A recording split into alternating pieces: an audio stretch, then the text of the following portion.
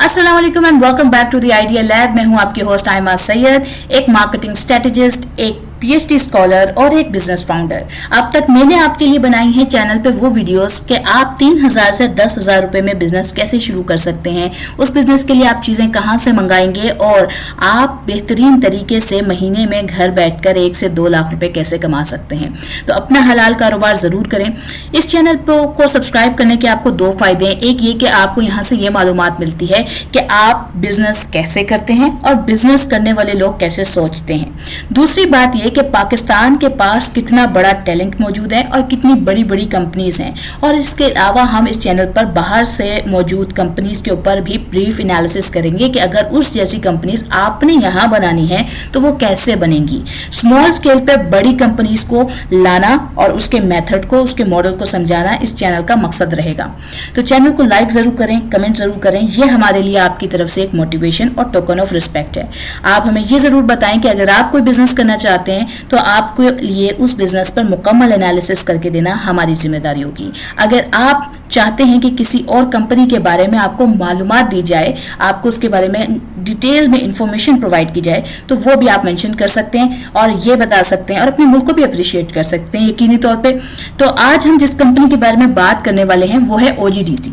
ये पाकिस्तान की वो कंपनी है जो oil and gas exploration system से ताल्लुक रखती है। अगर किसी ने इस कंपनी को खरीदना है तो उसको सिर्फ 1.11 ट्रिलियन रुपीस की जरूरत पड़ेगी और इसका मार्केट कैप 960.31 बिलियन का है। मार्केट कैप क्या है, ये कंपनीज को कैसे इन्फ्लुएंस करता है, आज की वीडियो में ये बात भी एक अहमियत रखती है। इस बात को देखते हुए, मार्केट कैप को समझते हुए आप किसी भी कंपनी के शेयर्स को किस तरीके से खरीद सकते हैं, देख सकते हैं। आज इस पर्सपेक्टिव पर भी हम थोड़ी सी रोशनी डालेंगे। बात करें कि ये कंपनी अपने मुल्क के लोगों को फायदा कैसे दे रही है, तो ये इस तरीके से दे रही है कि 2020 में तकरीबन इसका एक शेयर, क्योंकि ये पाकिस्तान स्टॉक एक्सचेंज के ऊपर रजिस्टर्ड कंपनी है और ये अपना जो इसका 2020 में शेयर था वो 113 रुपए का था, 2024 में जो 227 रुपए का था। करंटली 2 हफ्ते पहले ये तकरीबन 228 रुपीस तक गई है और इस वक्त तकरीबन 223 की है। और पिछले 1-2 महीनों तक ये तकरीबन 203, 198 पर भी ट्रेड करती रही है। यानी आप उस जगह पर अगर खरीदते तो इस वक्त आप प्रॉफिट में होते। यानी ये एक ट्रेडिंग स्टॉक भी कंसीडर किया जा सकता है और एक इन्वेस्टमेंट स्टॉक भी है। इन्वेस्टमेंट स्टॉक ये इस वजह से ज्यादा अहमियत रखता है कि ये एक डिविडेंड पेइंग स्टॉक है और ये इन्वेस्टर्स का हमेशा से इंटरेस्ट रहा है अपने लोकल एंड ग्लोबल मार्केट्स की वजह से। अगर बात करें इस कंपनी के ओवरव्यू की, ये कंपनी कहाँ से है, इसको कौन ऑन करता है, ये क्या क्या काम करती है, तो अब इस बारे में थोड़ी सी चीजें देखते हैं। ये कंपनी 1961 में इनकॉर्पोरेट हुई, 2003 के अंदर पीएसएक्स पे रजिस्टर हुई। इसकी ओनरशिप में तकरीबन 74.97% गवर्नमेंट के पास है। ये किन चीजों में बिजनेस कर रही है, ये गैस की एक्सप्लोरेशन में, ड्रिलिंग में, प्रोडक्शन में काम करती है, गैस एंड ऑयल दोनों में। इसका हेड ऑफिस इस्लामाबाद से ऑपरेट करता है। इसकी ओनरशिप में जो चेयरपर्सन है वो है मिस्टर जफर, इसके सीईओ अहमद हयात, इसके कंपनी सेक्रेटरी वसीम अहमद और इसकी ऑफिशियल वेबसाइट है www.ogdcl.com।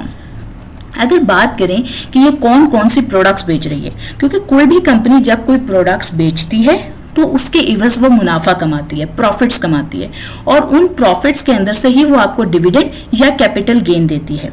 प्रॉफिट्स यानी अब एक कंपनी में, ये जो ओजीडीसी है ये basically crude oil, natural gas, LPG, sulphur और गैस कंडेंसेट के अंदर वर्क करती है। जब ये चीजें ये मार्केट में बेचती है, कंज्यूमर्स को बेचती है, तो इसको जो पैसे आते हैं उसमें से आपका डिविडेंड भी आता है, कैपिटल गेन भी आता है और इनका पर्सनल प्रॉफिट और रेवेन्यू भी जनरेट होता है। ये कंपनी गवर्नमेंट को बहुत ज्यादा कमा कर देती है और गवर्नमेंट भी इसके डिविडेंड से बहुत कुछ अर्न कर रही है। बात करें इसकी प्लांट कैपेसिटी और एक्सपेंशन की, तो ये तकरीबन 4 प्रोविंस के अंदर इस वक्त एक्टिव है। इसके अलावा ये लार्जेस्ट ईएनपी कंपनी है पाकिस्तान की। 45 प्लस ऑपरेटेड फील्ड्स हैं इसकी।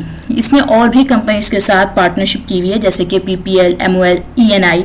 ऑफशोर एंड ऑनशोर ड्रिलिंग दोनों चल रही हैं इस कंपनी के एक्सपेंशन के हवाले से। अगर देखें ये रेवेन्यू एंड प्रॉफिटेबिलिटी में अगर बात करें तो यहाँ मैं आपको बात करना चाहूंगी कि मार्केट कैप यानी मार्केट कैपिटलाइजेशन क्या चीज है। मार्केट कैपिटलाइजेशन का बेसिकली मतलब ये होता है कि टोटल मार्केट वैल्यू क्या है कंपनी की जितनी शेयर्स मार्केट में है उन सब की टोटल प्राइस। ये बताता है कि कंपनी कितनी बड़ी या छोटी है। इन्वेस्टर इसे देख के रिस्क और स्टेबिलिटी दोनों का अंदाजा लगाता है। लार्ज कैप यानी कि अगर जैसे कि ये 960.31 बिलियन है, इसका मतलब ये है कि कंपनी स्टेबल है, ओवर द टाइम पीरियड इसके फंडामेंटल स्ट्रॉन्ग हैं और इसको इन्वेस्ट करना किया जा सकता है। ये वॉलेटाइल नहीं है, ये स्टेबल है। दो टर्म्स इस्तेमाल की जा सकती हैं मार्केट कैप को देख के, वॉलेटिलिटी और स्टेबिलिटी। अगर इसके कंपैरिजन में मैं बात करूं कि किन कंपनीज का कैप बहुत कम है, तो जैसे BF बायोसाइंसेस हो गया या सिनर्जी हो गया या इसके अलावा सिटी फार्मा हो गया, ये 19 बिलियन, 20 बिलियन, 28 बिलियन, 38.51 बिलियन इसके अराउंड सर्कुलेट करती हैं, विच मीन्स कि इनका मार्केट कैप कम है। अगर आप इनका 5 इयर्स का टेन्योर देखेंगे तो उसके अंदर फ्लक्चुएशंस देखेंगे, जबकि OGDC के अंदर कंटिन्यूस ग्रोथ है, कंटिन्यूस प्रॉफिट है। जिन कंपनीज का मार्केट कैप कम होता है मोस्ट ऑफ द टाइम वो ओवर द टाइम पीरियड कभी प्रॉफिट में कभी लॉस में होती हैं या फिर वो डिविडेंड नहीं दे रही होती हैं। तो ये एक वैल्यू आपको इन तमाम चीज़ों के बारे में मालूमात दे सकती है। अगर OGDC के इंडेक्स की बात करें तो पर्टिकुलरली KCE 100 और KMI 30। KMI 30 ये बताता है कि कौन सी कंपनीज शरिया कॉम्प्लाइंट हैं। शरिया कॉम्प्लाइंट मतलब जिन कंपनीज का डेट रेशो यानी कि जो कर्जे हैं वो इस्लामिक रेगुलेशंस के अंडर आते हों, वो तकरीबन तमाम एरियाज के अंदर इस्लामिक रूल्स एंड रेगुलेशंस अपनी कंपनी के अंदर फॉलो कर रहे हों और ज़्यादातर सूद का इस्तेमाल ना हो, कंपनी के शेयर्स कितने बैंक से लिए जा रहे हैं, वो सब चीज़ें इसमें मायने रखती हैं। तो KMI 30 में वो कंपनीज हैं जो शरिया कॉम्प्लाइंट होती हैं, तो ये कंपनी भी इस्लामिक शरिया कॉम्प्लाइंट कंपनी है। इसका फ्री फ्लोट अराउंड 25% है।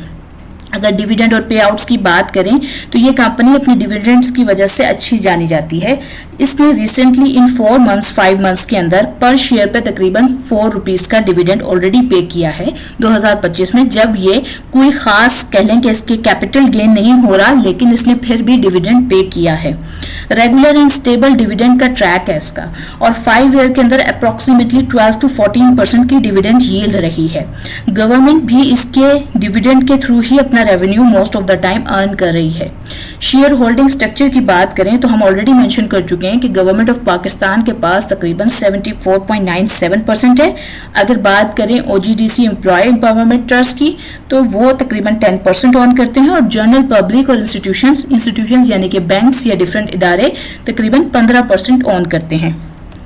अगर इसकी फाइनेंशियल परफॉर्मेंस की बात करें तो 2024 तक ये 450 प्लस बिलियन के अराउंड थी, नेट प्रॉफिट 220 बिलियन का था, रिटर्न ऑन इन्वेस्टमेंट 28% थी, ग्रोस मार्जिन 70% का था और ये अपने प्रॉफिट्स को तकरीबन 10 साल से कंसिस्टेंट रखती आ रही है।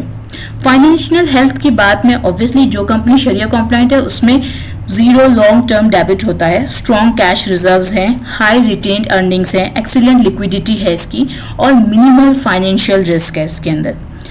इसके जो रिसेंट एक्सप्लोरेशन प्रोजेक्ट्स हैं वो ऑनगोइंग ड्रिलिंग हो रही है इसकी KPK में, बलूचिस्तान में, पंजाब में। पिछले दिनों इसकी बहुत ज़्यादा न्यूज़ आई, इसकी और मारी की दोनों की कोलैबोरेशंस की भी बहुत सारी न्यूज़ आई। दोनों मिलकर जो प्रोजेक्ट्स कर रहे हैं उनकी भी बहुत सारी इंफॉर्मेशन थी।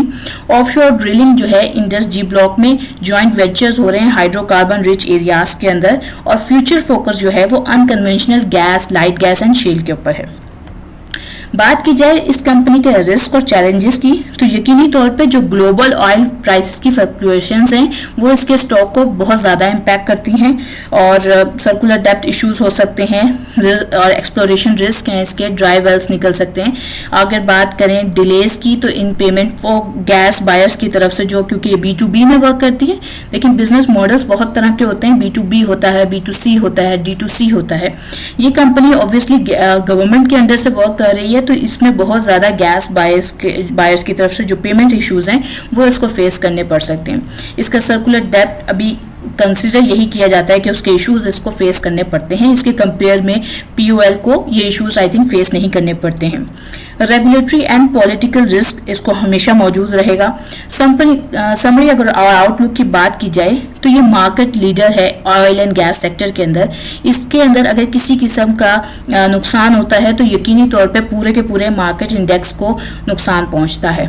स्ट्रॉन्ग फंडामेंटल है, कैश फ्लोज अच्छे हैं, गवर्नमेंट की बैक है, ऑब्वियसली पॉलिसीज इसको स्ट्रॉन्ग कर सकती हैं या इसको गिरा सकती हैं। दोनों चीज़ों में पॉलिसीज का इसके हवाले से जो ऑयल पॉलिसीज हैं वो इसको बहुत ज़्यादा इम्पैक्ट करती हैं। कंसिस्टेंट डिविडेंड है, लो वैल्यूएशन, हाई पोटेंशियल रिटर्न्स हैं इसके, लॉन्ग टर्म इन्वेस्टर फेवरेट रही है। तो इसी के साथ मैं समझती हूँ कि आपको आज की इन्फॉर्मेशन पसंद आई होगी, आपने वीडियो को लाइक किया होगा, आप अब तक कमेंट कर चुके हैं और वीडियो चैनल को सब्सक्राइब कर चुके हैं। और फिर मिलेंगे एक नई वीडियो के साथ। मैं आज के लिए लेती हूँ अलविदा। अस्सलाम वालेकुम।